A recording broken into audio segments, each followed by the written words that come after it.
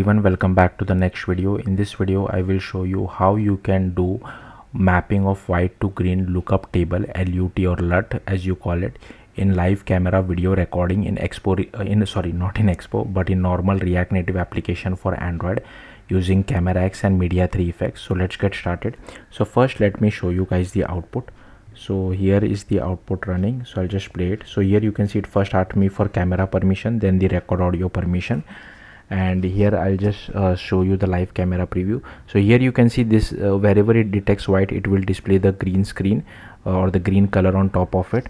Now if you noticed, I'll just click on the start button as well. So once I click on the stop button, whatever video has been recorded will be available for the user to use when they go to the external storage or outside our app as well. One thing which I want to tell you, like even my tiles are white, they are kind of whitish, but it is not able to detect for it. But the front building which I'm able to show it for, I'm able to detect green screen for that. So now I have clicked on the stop button and I can just go to the videos app where the video has been recorded, so the user can access the video even outside the app as well. So yeah, that's what we will be looking into. So let's get started. Okay, so let's get started. So first here you need to go to this particular documentation of Fabric Native component. At the time of me recording this video, the React Native version is 0.80, but I think by the time I publish this video, React Native 81 might come out. So you don't need to fear about anything. There won't be any breaking changes as such. So even if there is, just follow this documentation and you will be good to go. I don't think there will be any breaking changes, so don't worry too much about it. So first you just need to open this particular documentation over here. Also what I'll do is I'll just open my terminal, and here you just need to go to your workspace directory. I'll just clear everything out. I'll just go to my workspace directory, which is over here inside this particular folder called mycam. Okay, you can go to your own workspace directory, it's up to you wherever you want to create the project. So first you need to create the project. For that you can just run this command. Now like I said, this tutorial is only for Android, so even if this is install pods false, which is fine because CocoaPods is only for iOS, it is not for Android. And instead of demo you can write your own project name. Now I have already ran this command and created a project, and my project name is test app, as you can see over here. But you don't have to name it test app, you can name it whatever you feel like. Okay, so just run this command.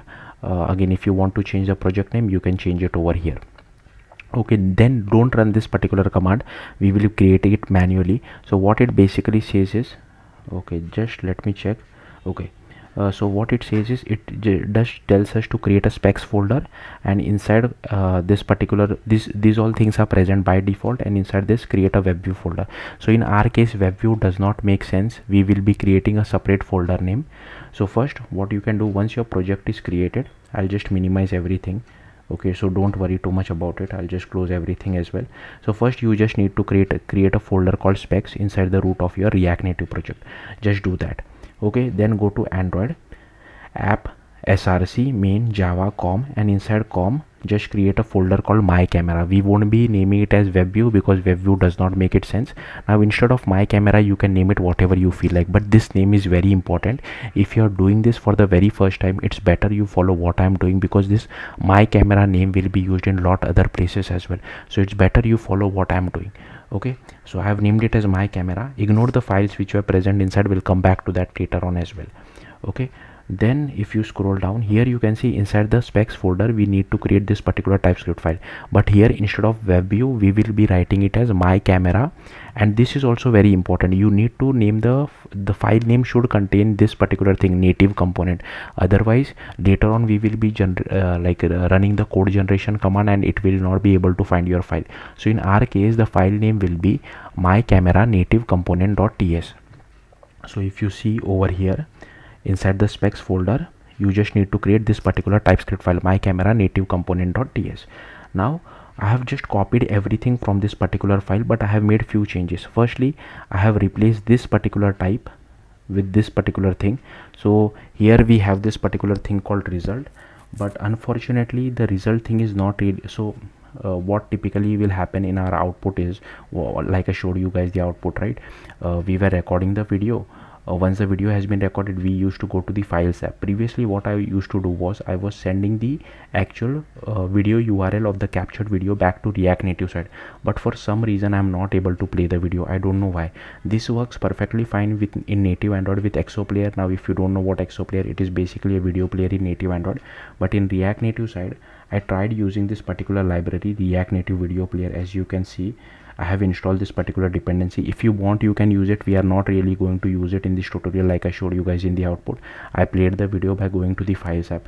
I was sending the file URL, I was sending it from native Android side to React Native side, but it's still not able to play the video. I tried multiple things. I tried asking ChatGPT about this as well. I just couldn't really figure it out. So if you know how to do it, do let me know in the comments as well. Okay, so that's what I'm sending it over here. Okay, and here you can see I don't require this particular prop, so I have completely removed this. And here, instead of this particular thing on script loaded, I have taken it as on video taken. Okay, and here also I have passed in our own type, which is this particular thing, my camera image taken event. Okay, and here instead of custom web view, okay, we have to name it as custom my camera over here. Rest everything remains the same. Okay, hopefully you got the point. Okay, also I will just cd to my test app as well inside my terminal. Okay, now let's scroll down, and here we need to copy this particular line of code and just paste it inside our package.json. So I have already done it, but again we need to make few changes. So if I just show it to you, here you can see I have copy pasted it inside my package.json file. So first, here instead of web view, it will be my camera. Over here as well, even though we are not using the iOS thing, but I have still added it.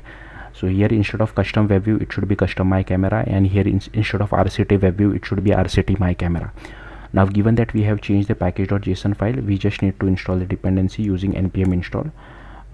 So yeah, this step is not given in the documentation, but I think it's better to do it, otherwise we will face unnecessary issue.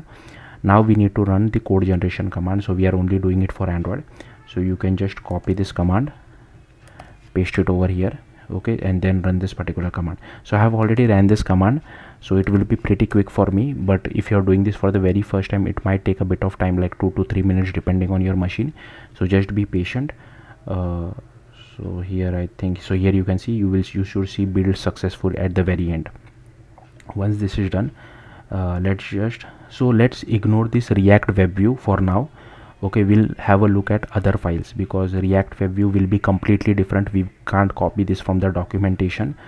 So we'll first look at some other files, and then we'll come back to React web view. So first it is telling us that we need to create React web view manager.kt, but in our case it will be React my camera manager.kt, right? So you just need to go to React my camera manager.kt. Okay, and here you need to add all this import. So firstly, this is our package name, which will be different because the folder name was my camera in our case. Okay, rest everything I have copied it from documentation, but everywhere wherever you see web view, instead of that just replace it with my camera. So that's what I have done over here. So these are all the imports. Here instead of web view, I have written it as my camera over here, my camera over here as well. Same everywhere, I have my camera. Okay, my camera over here, my camera over here, here my camera. So hopefully you got the point. Also I have made few changes, so I have removed the code. So firstly, we are not passing any prop, right? So I have completely removed this line of code. We don't really require it. So as you can see, I have just removed it. We don't have it over here. Here also custom my camera should be there. Here also React my camera. Okay, and inside this particular method, so our method name was on video taken, right? Inside our TypeScript file, if you see over here on video taken, so that's what I have written over here, on video taken, and here it should be on video taken capture. And if you see here they have written on script loaded capture. That's why I have written on video taken capture. So this bubbling event is basically used for sending data from React native Android side to React Native side. Like I said, I'm sending the URL of the captured video, but I'm not able to play it on React Native side. I don't know why. So yeah, next you need to create this particular file, React web view package.kt. So let's come over here, and here you can see I have created it as React my camera package.kt. Again, this I have copied it from the documentation. Firstly, this should be your package name, and wherever you see web view in the documentation, replace it with my camera. So that's what I have done over here. So yes, feel free to pause the video and just copy all this code. Again, this code is in the documentation as well. Just replace web view with my camera. That's what I have done. And the last thing which we need to do is we need to add this inside main application as well. So just go to your main application. Sorry, it would be over here, whatever is your project name. Go to main application. Firstly, you have to add your import. Again, this is your package name, React My Camera package, and you have to add it like this, add React My Camera package. Okay, so once you have done all this, let's just scroll down and let's see how to use it first. Again, we have not written the actual implementation. We'll look at it later on at the very end. Let's go to app.tsx, and here you can see firstly these are all the imports which I have added. Okay, then here I have taken a straightforward video URL, but like I said, I'm not able to play the video. Here this is for camera permission. Now for recording video we require two things, camera permission as well as record audio permission. So for both of that I have taken this one state itself. If you want to name it differently, you can name that as well differently, like is camera and audio permission granted, but here I have just written is camera permission granted, but I'm checking for both camera as well as record audio permission. Now here I am checking whether the user is using Android 10 or above, because from Android 10 and above we don't require the write external storage permission. That is given automatically. That's why I've added this particular check. So here I have defined a method. First I'm checking whether the user is using Android. If yes, and if it is Android 10 or higher, then only I'm requesting camera as well as record audio permission. But for below Android 10, I'm requesting camera, record audio as well as write external storage permission. Then here I'm just checking whether all permissions are granted or not, and if it is Android 10 or higher and if all these permissions are granted, then just change this particular state as true. For below Android 10, if all these permissions are granted, then just change this state to true. Okay, then inside use effect we are just calling this particular method. Then is camera permission granted, then we just display our camera, else we just display a text saying camera permission not granted. So yeah, that's all there is to it. And once we get the URL from native Android side, we are just updating the state over here. So this will actually contain the video URL. Here I had some code, if you want to see it, to play the video as well, but it is not playing for me. So instead of using this particular thing, you can try to use this particular thing as well. Now some of you who might have little bit knowledge of native Android might be thinking that why did you not use XO player? You could have created just like we are doing it for camera, we could have created XO player natively as well. Yes, we could do that, but I don't want to make this tutorial too complex. Already it is a bit complex for React Native devs. That's why I didn't want to complicate too much. But here you can see I've commented it out. If you don't want to use XO player, if you just want to use the React Native video player, this is how you can use it. But like I said, the video player is not playing the video, but like I showed you guys in the output, we are able to play the video. If you just go to your files app, try to play it from outside your app. Okay, and these are the styles for it as well. So hopefully you got the point. Now there are few dependencies. Before we see the actual implementation, you need to add few dependencies as well. These are official Google dependencies, so you don't have to worry about getting deprecated or something like that. So you just need to go to build.gradle, and here first you need to add this camera core dependency, then this camera 2, then this camera lifecycle, then this camera view, camera video, then this media 3 effect. So this is in alpha at the time of me recording this video. If it does become stable by the time you guys watch it, make sure you use the stable version.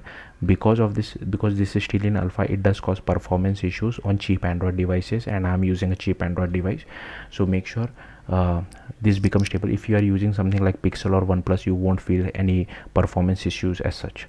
Okay, and here is our media 3 effect dependency. Also, while running the app, make sure you run it in release mode, because if you try to run it in debug mode itself, where you have the fast refresh and everything, you might face performance issues again. So make sure you add all these dependencies as well. Then you need to go to android manifest.xml, and here firstly you need to check you have the internet permission.